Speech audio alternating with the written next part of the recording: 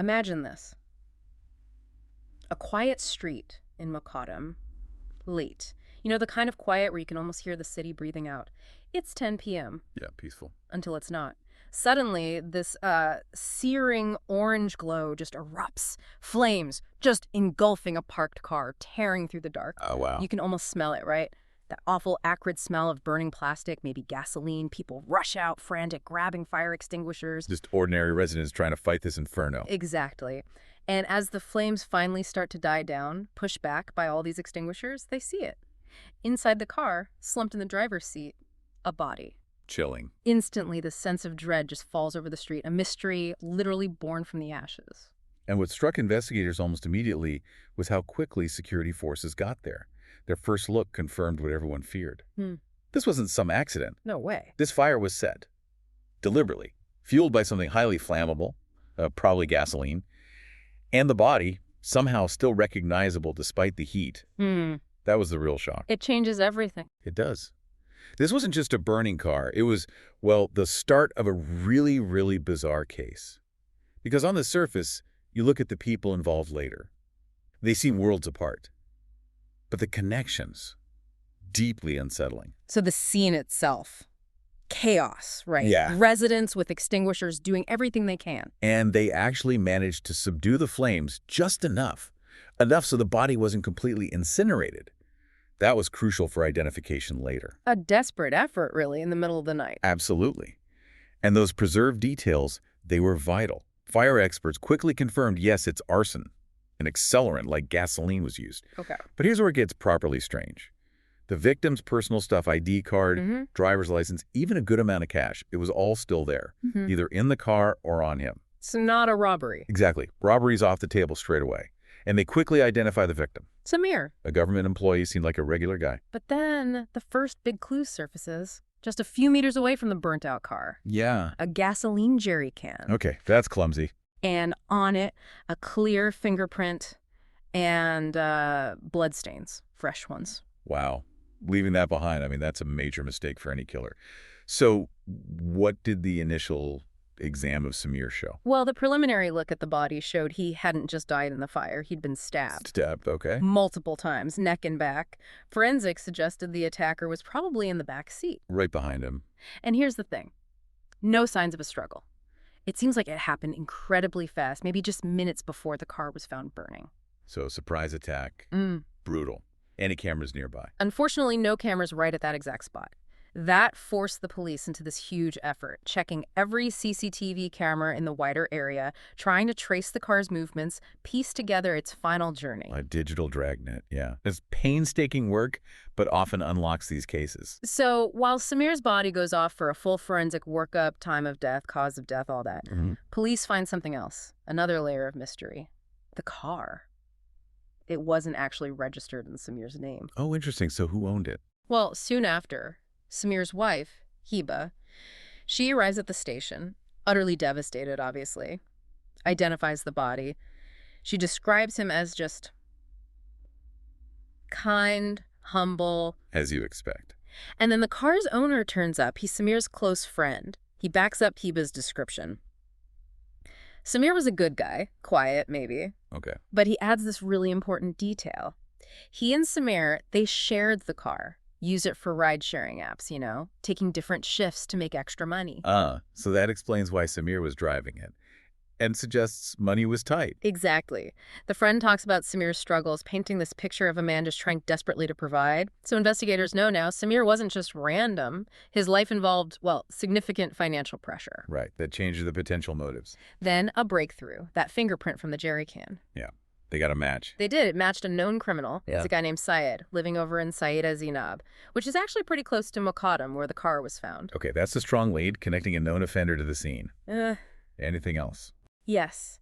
They checked Samir's phone records. The very last call made from his phone, it pinged a location right in Saida Zinab as well. Wow. So the fingerprint and the phone call both point to the same area, the same person potentially. Precisely. That combination, the physical evidence, the digital footprint, it led police straight to Syed. He was arrested very quickly. How did he talk? Immediately. He confessed, admitted to the whole thing, but He said he wasn't alone. Accomplices. He implicated another known criminal, a man named Mostafa Risha. Okay, so Mostafa Risha is pulled in. Right. And he confesses, too, confirms Syed's story. They said they were hired. Hired by who? By a man named Mohsen Abdel Tawab. He apparently offered them 50,000 Egyptian pounds, a huge sum. 50,000. Just to pull out. The instruction was blunt: get rid of Samir. Good grief. Just like that. Just like that. And neither Syed nor Mostafa even knew Samir. They'd never met him. It was purely a business transaction for them, paid by Mohsen. The coldness of that is striking. Contract killing, essentially. So now, all eyes turn to Mohsen Abdel Tawab, the supposed mastermind. But this just raises a massive question for investigators. Which is? Mohsen wasn't some shadowy figure. He was a well-known merchant, respected, excellent reputation in the community. Okay, it doesn't fit the typical profile of someone ordering a hit like this. Exactly. What possible connection could there be between this prominent businessman and Samir, a humble government employee struggling to make ends meet? And why pay 50 grand for his murder? It just didn't add up. Something is missing. A huge piece of the puzzle. And then, when Mohsen is arrested, two completely new names pop up. Right. Names that throw everything into even more confusion. Oh. Maha and Mayada. And get this, both women are from highly respected, wealthy, almost aristocratic families, no criminal records, nothing like that. Okay, now it's getting really complicated. Respected merchant, two upper-class women, two hired killers, and a rideshare driver. How on earth do they all connect? That's the million-dollar question, isn't it? How are all these disparate people tangled up in such a dark, violent crime? And why Samir? Why was he the target? Was he just an unlucky victim caught in something bigger? Or was there more to his story? To understand any of this, we really need to go back. We need to rewind. How far back? Let's go back about 7 years, to 2011. Let's look at Samir's life then. Okay. 2011, what was he like? Pretty straightforward, actually. A simple government employee, diligent, did his job. He married Hiba, a woman from his neighborhood. Seemed like a good match. A normal life? Very normal. They married within a year, settled into this stable, modest life. Maybe not wealthy, but they seemed content. And Hiba, by all accounts, was really supportive. Okay. So far, so ordinary. Then, a year into the marriage, their daughter, Amira, is born. A happy event. But 2 years after that, devastating news. Oh, no. Amira is diagnosed with a malignant tumor, cancer. Oh, it's heartbreaking. And incredibly expensive to treat, I imagine. Exactly. Suddenly, their financial situation becomes desperate. The cost for treatment, just keeping things going, it spirals. What did they do? Well, they scrambled. Hiba started cooking food at home, selling it to neighbors, friends, anyone, trying to bring in something extra. Samir, meanwhile, was frantically looking for any kind of additional work, anything to earn more money. That pressure must have been immense. Unimaginable. And that's when this opportunity comes up. Remember his friend, the one who owned the car. Yeah, the one Samir was driving when he was killed. Right. The friend suggests they team up, share the car for ride sharing. Samir could take the evening shift, which is often more lucrative. And Samir, desperate for cash for Amira. He jumps at it. Of course he does. He becomes essentially a captain on demand. Yeah. An Uber driver, basically. Okay. So he's driving nights, trying to make ends meet for his daughter's treatment. Then what? Then comes the day that changes absolutely everything. It starts like any other shift. He gets a ride request through the app, a woman named Mayada. Mayada, one of the names Mohsen mentioned. The very same. And the destination she requested was quite far out. A potentially big fare. The kind of fare Samir desperately needed. Right, so he picks her up. He does. And Mayada, sitting in the car, she notices something about Samir. He's different from other drivers she's had. How so? He's intensely focused on driving, avoids eye contact. Yeah. Very quiet, very professional, almost stoic. Not chatty like some drivers. No. And this quiet professionalism, it actually seems to intrigue her rather than put her off. Okay, so they get to her destination, a club. Yes. And as she gets out, Mayada does something unusual. She asks Samir for his personal phone number. Oh, not through the app. No, directly. And then she asks him if he'd be willing to wait for her, drive her home later. She offers him the full fare for the return trip, cash, no app commission. And Samir needing the money. He agrees instantly. Why wouldn't he? It's guaranteed money, good money for Amira. That seems like the start of something. It absolutely was. This simple exchange kicks off this, well, peculiar relationship. Samir essentially becomes Mayada's personal driver, her captain on demand. She calls him directly whenever she needs a ride. So they start talking during these rides. Gradually, yes. They learn bits about each other. Mayada reveals she's 43, divorced, quite well off financially. Samir shares his story, married, daughter with cancer, the reason he's driving so much. Okay. And Mayada starts to see Samir not just as a driver. She sees him as, well, maybe ideal for something else she has in mind, something very different. She sees him as a potential solution. A solution to what? What does she propose? She offers them a different kind of job, a very lucrative one, 20,000 Egyptian pounds. Wow, that's a lot of money. Especially then. For how much work? Just 2 days' work. 2 days for 20,000? What did Samir say? He agreed almost before she finished the sentence. The amount was just too significant, given Amira's situation. He didn't even ask what the job was at first. He just needed the money that badly. So what was the job? This is where it gets really bizarre. Mayada explains. Samir needs to get married. Married. But he is married to Hiba. Exactly. He's stunned. Tells her, I'm already married. I can't afford another wife, another household. Right. But Mayada clarifies it's not like that. He's going to be what's called a halal analyst, or a muhalil. A muhalil? What's that? Well, it's a controversial practice. In some interpretations of Islamic law, if a man divorces his wife 3 times, they can't remarry each other unless the wife first marries another man, consummates that marriage, and then divorces him. This intermediate husband is the muhalil. Okay. Wow. So Samir was being hired to temporarily marry someone? Precisely. Yeah. Mayada explains her friend, Maha. The other name Mohsen mentioned. Yes. Maha needed this service. She'd been divorced 3 times by her husband, who turns out to be Mohsen Abdel Tawab. Mohsen, so that's the connection. Mohsen wanted to remarry Maha. Correct. But to do it legally and religiously, she needed to marry and divorce someone else first. And because Maha and Mohsen were from these prominent aristocratic families, they wanted it done with absolute discretion. So they needed someone quiet, trustworthy, someone like Samir. Someone like Samir. The deal was, marry Maha for 2 days, then divorce her, payment, 20,000 EGP. And Samir, faced with his daughter's medical bills. He agreed. The money was the only thing he could see. Any moral doubts, any religious concerns, they just seemed to vanish in the face of Amira's needs. It's a desperate choice. How did this wedding even happen? It was all arranged at Mayada's house, very low-key. Right. An officiant came. Mohsen was there too. Awkward. Very. And Mohsen tells Samir in front, you'll get the money, but only after you divorce Maha. Putting the pressure on. Right, but Samir, his focus is just laser sharp on that 20,000 pounds.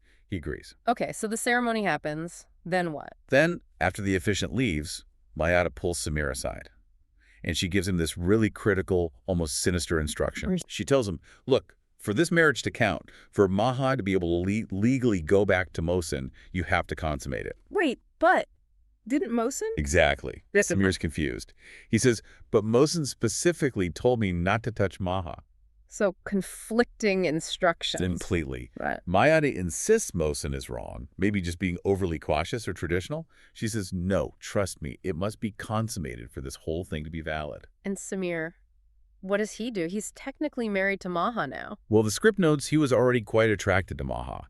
And here you see this terrible convergence, right? His desperation for money, Mayada's manipulation, maybe his own desires. It all pushes him over the edge. He agrees to Mayada's instruction. He does. And then the deception deepens. He calls Hiba, his actual wife. Oh, what does he tell her? He lies. Says he landed a really good work trip out of town for a couple of days, very lucrative. And Hiba, thinking only of the money for Amira's treatment, is overjoyed for him. Wow. The web of lies is getting complicated. It is. And then things take another completely unexpected turn. What happens between Samir and Maha? Well, they're together in Mayada's apartment for these 2 days. And instead of just waiting it out, they actually begin a relationship. A seemingly real, passionate relationship. Both of them appear happy. Seriously, they fell for each other. It seems that way. So much so that when the 2 days are up, they decide not to get divorced immediately. They actually extend their stay for another whole week. Samir is completely captivated by Maha. This was definitely not part of Mohsen's plan, or Mayada's, presumably. Not at all. Mohsen starts getting suspicious, obviously. Impatient. Samir keeps feeding him excuses about the divorce delay. Oh, my daughter's health, things like that. Whimsy excuses. Very. Mohsen finally loses patience. He confronts Mayada, basically threatens her, says there'll be serious trouble if Samir doesn't divorce Maha now. So Mayada steps in. She does. She's under pressure from Mohsen. She forces Samir to go through with the divorce. And only then, after the divorce is finalized, does Samir finally get his 20,000 EGP. But he's developed feelings for Maha by this point. Deep feelings, it seems. Despite the divorce, he tries to contact her afterwards. And Maha. Her response is absolutely brutal, cold. She tells him flat out, "I'm going back to Mohsen once my waiting period is over. Don't ever call me again." Ouch. Just used him and discarded him. Completely. Samir is crushed. He went from being captain on demand, the driver, to husband on demand, the muhalil, and now he's just nothing to her. What a devastating trajectory. What about Mayada in all this? Mayada. She saw how taken Maha was with Samir, despite the circumstances, and maybe she felt something herself, or maybe she just saw another opportunity. She starts hinting to Samir that she might be interested in a relationship with him. Seriously, after orchestrating the whole thing with Maha. It seems so. And Samir, still reeling from Maha's rejection, maybe wanting to make Maha jealous, maybe just needing some kind of stability or connection, he agrees. So he gets involved with Mayada? Yes. They enter into what's called a customary marriage, urfi marriage. It's less formal than a state marriage, but often recognized. So now Samir is, well, he's become man on demand for Mayada. He values her money, her stability, even if his heart's still with Maha. This is just getting messier and messier. So Samir and Mayada are together now? They are, but it's not smooth sailing. Samir constantly talks about Maha, asks Mayada if Maha knows about them, what Maha thinks, if Maha's jealous. Oh, that would drive anyone mad. Absolutely. Mayada becomes increasingly frustrated, feels second best, like she's just a consolation prize. Her feelings of inferiority, her jealousy, they just build and build. Until one day it explodes. Samir, perhaps foolishly, confesses to Mayada just how deeply he still loves Maha, that he can't get her out of his head. That was the final straw for Mayada's jealousy. It was, and that's when the really shocking secret comes out, the ace up Mayada's sleeve. What did she do? She reveals she had hidden cameras planted throughout her apartment. Yes. She had recorded everything that happened between Samir and Maha during that week they were together, all the intimate moments. Oh my God, that's incredibly calculated. And vengeful. What did she do with the recordings? In a fit of pure rage and jealousy, she sent the videos directly to Mohsen. Who was planning to remarry Maha? The very same. Just as he was preparing to take Maha back. Imagine his reaction. Pure fury, I'd guess. Exactly. He confronts Mayada first, this huge, explosive argument. But then his anger shifts. It focuses entirely on Samir, the betrayal, the humiliation. Mohsen decides Samir has to pay. So this is when he decides to hire the hitmen. This is the trigger. Mohsen devises his plan. He contacts Syed and Mostafa Risha, offers them the 50,000 pounds. The instruction is explicit. Eliminate Samir completely. Leave no trace. Total obliteration. That was the goal. And the plan they came up with, calling him for a ride. Deceptively simple. Syed and Mostafa call Samir, acting like regular customers needing a ride from Syed to Zainab. Standard procedure for Samir. But they prepare beforehand. Meticulously. About 2 hours before the pickup time, they ride their motorcycle out to Makadam. They buy the gasoline, stash the jerry can in the motorcycle nearby, out of sight. Then they head back to Syed and Zainab to wait for Samir to arrive. Everything is planned. The ambush is ready. Completely. Yeah. Samir arrives, totally unsuspecting. They get into the back seat, they direct him to drive, and then at a quiet, isolated spot they'd already picked out, they tell him to stop. And then they attack. Swift. Brutal. No warning. They stab him first in the neck, then the back. He stood no chance. No struggle, remember. Just like the initial findings suggested. Exactly. Then quickly, they retrieve the gasoline can from where they'd hidden it near their motorcycle, douse the car and Samir inside, and set it ablaze. Trying to destroy all evidence. Hoping the fire would consume everything. Then they jump on their motorcycle and speed away, leaving the inferno behind. But the residents saw the fire, which brought the police. Right. And that's what ultimately unraveled the whole thing. The investigation started, the jerry can was found, the fingerprint matched Syed, the phone call linked him, he confessed, implicated Mostafa, who also confessed, leading them finally to Mohsen. It all came crashing down. What happened when they confronted Mohsen and Mayada with everything? Well, Mohsen initially tried to deflect. He actually claimed Samir was blackmailing him with videos, trying to flip the script. But the investigators knew better. Oh, yeah. They quickly established it was Mayada who sent the videos, fueled by jealousy, not Samir. Mayada, when confronted, she confessed to her role. What was her defense? She claimed she never intended for Samir to be murdered. She said she just wanted Mohsen to, quote, teach Samir a lesson for hurting her, not have him killed and burned. She also confirmed the customary marriage she had with Samir. Teach him a lesson that ends in murder and arson. It doesn't quite hold up, does it? Not really. The evidence against Mohsen, Syed, and Mostafa was overwhelming. So the outcome. After all the evidence was gathered, the court reached its verdict. Mohsen Abdeltawab, Syed, and Mostafa Risha were all sentenced to death for the premeditated murder of Samir. A grim end to a very tangled story. And perhaps the most tragic, unsettling irony of it all, Samir's wife, Hiba, his family, they apparently knew nothing about the secret life he was living, nothing about Maha, Mayada, the Muhalu marriage, none of it. We just knew he was working hard trying to save their daughter. Exactly. It's this shocking paradox, isn't it? A seemingly ordinary, well-meaning man, driven by love for his child, gets pulled into this vortex of desperation, manipulation, and ultimately becomes disposable. A man on demand whose life ended in flames. So when we step back and look at this whole devastating story, what does it really tell us? What's the takeaway here? Well, it certainly shows the unbelievable length people can be pushed to when they're desperate, especially when it involves protecting or providing for loved ones. The drive can be all-consuming. But it comes at a cost, often a hidden one, until it's too late. That's the question it leaves you with, isn't it? When you're facing truly extreme circumstances, what lines are you willing to cross? What happens when those choices, made out of sheer need, lead you down paths you never imagined? Especially when, like Samir, your own boundaries start blurring because someone else is demanding a solution you feel compelled to provide. It makes you think about the hidden pressures, the secret lives people might be living just beneath the surface. It does. It's a stark look at human need, desperation, and the incredibly dangerous, unforeseen consequences that can erupt when those forces collide. A truly chilling story.